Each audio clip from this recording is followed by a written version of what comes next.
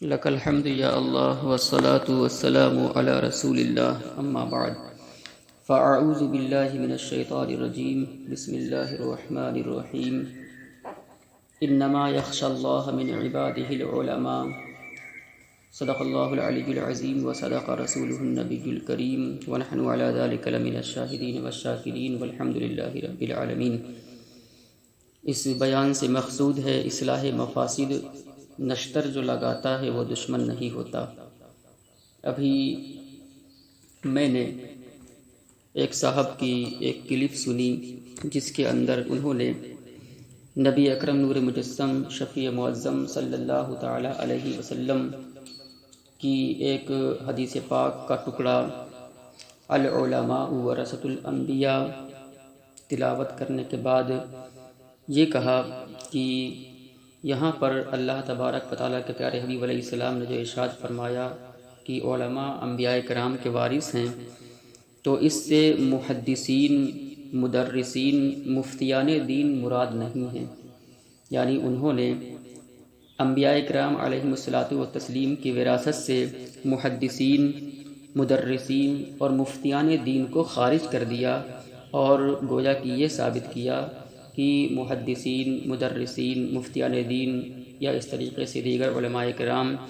یہ انبیاء کرام علیہم الصلاۃ والتسلیم کے وارث نہیں ہیں، بلکہ انہوں نے کہا کہ انبیاء کرام علیہم الصلاۃ والتسلیم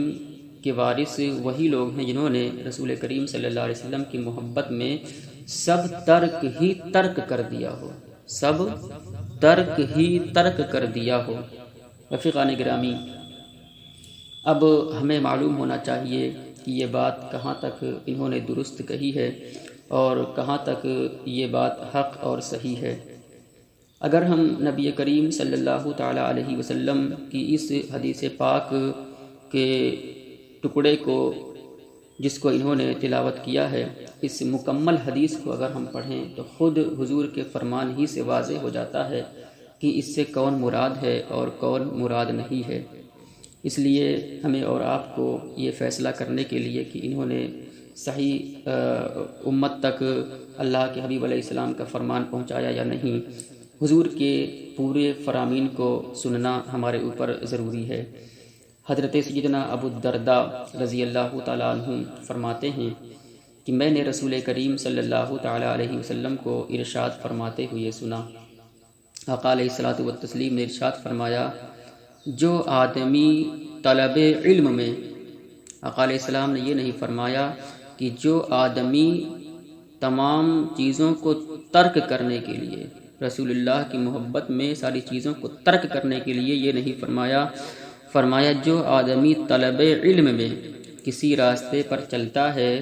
تو اللہ تعالیٰ اسے جنت کے راستے پر چلاتا ہے۔ طلب علم میں یعنی علم دین حاصل کرنے کے لیے کوئی شخص جب اپنے گھر سے نکلتا ہے تو اللہ تعالیٰ اسے جنت کے راستے پر چلاتا ہے۔ بے شک فرشتے طالب علم کی رضا کے لیے، علم دین حاصل کرنے والے کی رضا کے لیے اس کے پاؤں کے نیچے اپنے نورانی پروں کو بچھاتے ہیں۔ یہ کس کے لیے فرمایا؟ طالب علم کے لیے۔ پھر آقا علیہ السلام آگے ارشاد فرماتے ہیں، عالم کے لیے زمین و آسمان کی ہر چیز، یہاں تک کہ پانی میں مچھلیاں بھی مغفرت طلب کرتی ہیں۔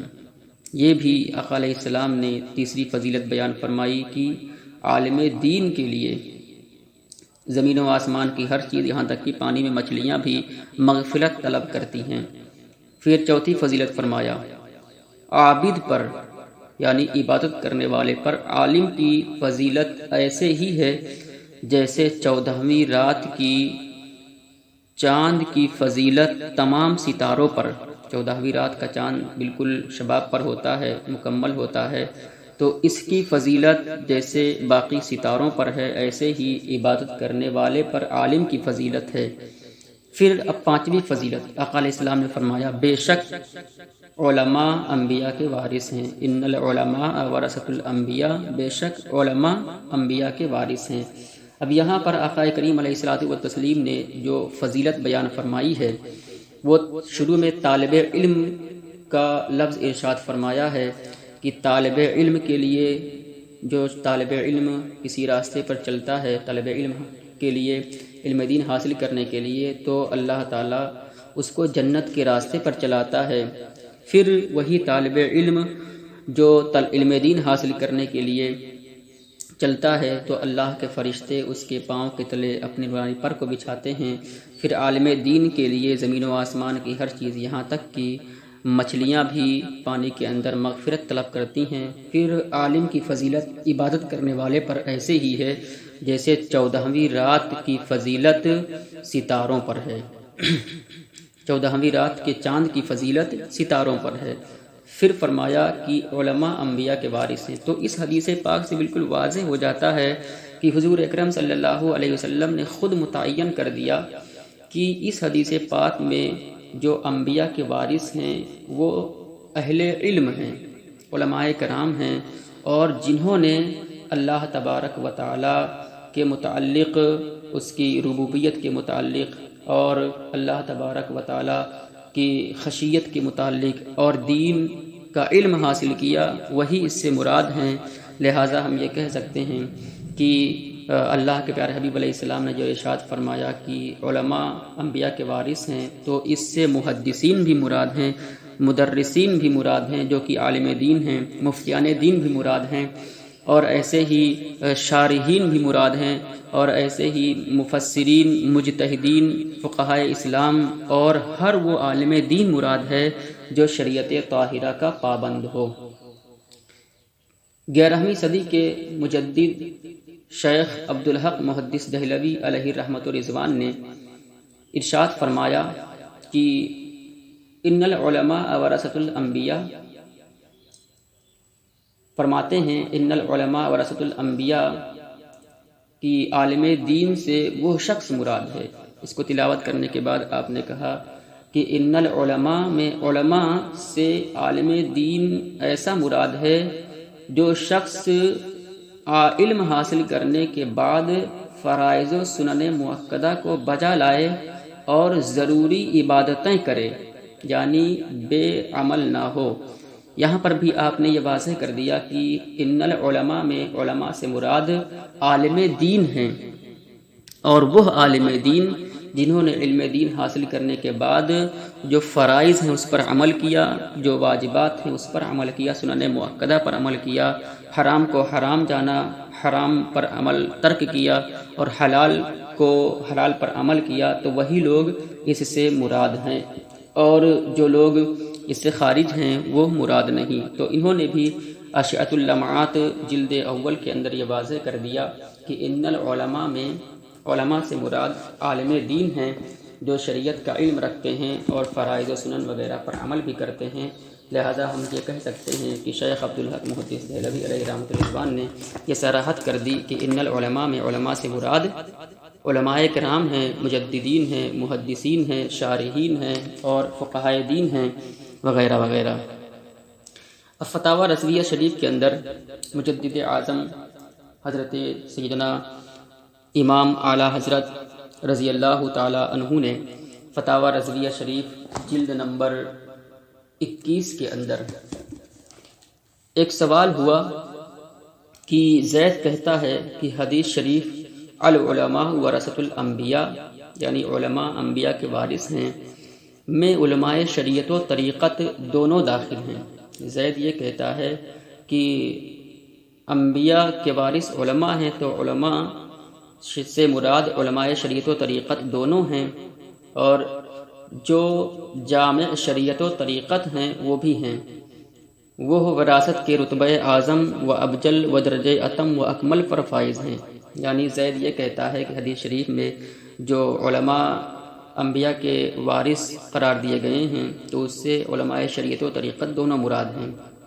جبکہ بکر یہ کہتا ہے، عمر یہ کہتا ہے کہ جو حدیث پاک آئی ہے کہ علماء انبیاء کے وارث ہیں تو علماء شریعت و طریقت یہ مراد نہیں ہیں بلکہ وہ کسی اور کو مراد لیتا ہے۔ اب اس کے حوالے سے بہت لمبی تفصیل اور گفتگو ہے، لیکن اس کے جواب میں اعلیٰ حضرت امام احمد رضا خان علیہ رحمت الرضوان نے ارشاد فرمایا کہ زید کا قول حق و صحیح ہے۔ یعنی زید نے یہ کہا تھا کہ کہ العلماء ورثۃ الانبیاء، علماء انبیاء کے وارث ہیں، تو زید یہ کہہ رہا ہے کہ اس میں یعنی علماء سے مراد علماء شریعت و طریقت دونوں ہیں۔ تو اعلیٰ حضرت نے فرمایا کہ زید کا قول حق و صحیح ہے، اور عمر یہ کہہ رہا تھا کہ اس سے علماء شریعت و طریقت مراد نہیں ہیں بلکہ اس سے دوسرے لوگ مراد ہیں۔ تو اعلیٰ حضرت نے فرمایا کہ عمر کا زعم باطل و قبیح و الحاد صریح ہے۔ اب اس سے ہم اور آپ یہ اندازہ لگا سکتے ہیں اور اس چیز کو ہم واضح کر سکتے ہیں کہ نبی کریم علیہ الصلاۃ والتسلیم کا جو یہ فرمان ہے کہ علماء انبیاء کرام کے وارث ہیں، تو اس سے محدثین ہیں، شارحین ہیں، علماء دین ہیں، مفتیان عظام ہیں، ایسے ہی محدثین ہیں، مفسرین ہیں، فقہاء ہیں، اور ایسے ہی مجددین ہیں، مجتہدین ہیں، یہ سارے حضرات اس وراثت میں داخل ہیں۔ اور جو لوگ صرف یہ کہتے ہیں کہ جو اللہ اور اس کے رسول کی محبت میں ساری چیزیں ترک کر دیا ہو تو وہ داخل ہے، ان کا یہ قول بالکل حق سے بعید ہے۔ عزیزان گرامی، یہ یہاں پر اس لیے واضح کیا جا رہا ہے تاکہ امت اس چیز کو سمجھے، اور جس حدیث پاک کے اندر اس چیز کو بیان فرمایا گیا اور بیان فرما کے علماء دین اور مفتیان دین، محدثین و شارحین کو انبیاء کا وارث قرار دیا گیا، حضور اکرم صلی اللہ تعالیٰ علیہ وسلم سے لے کر کے اب تک جتنے بھی علماء کرام اور محدثین و مفتیان کرام اس دنیا میں تشریف لائے، وہ سب اس حدیث پاک کے اندر داخل تھے، وہ علماء انبیاء کرام کے وارث بھی قرار پائے، لہٰذا ان کو انبیاء کی وراثت سے محروم نہ کیا جائے اور ان کو انبیاء کرام علیہ الصلوۃ والتسلیم کی وراثت سے خارج نہ کیا جائے۔ اللہ تعالیٰ کی بارگاہ میں دعا ہے کہ مولا تعالیٰ ہم تمام مسلمانوں کو دین کی سمجھ عطا فرمائے۔ وآخر دعوانا الحمدللہ رب العالمین۔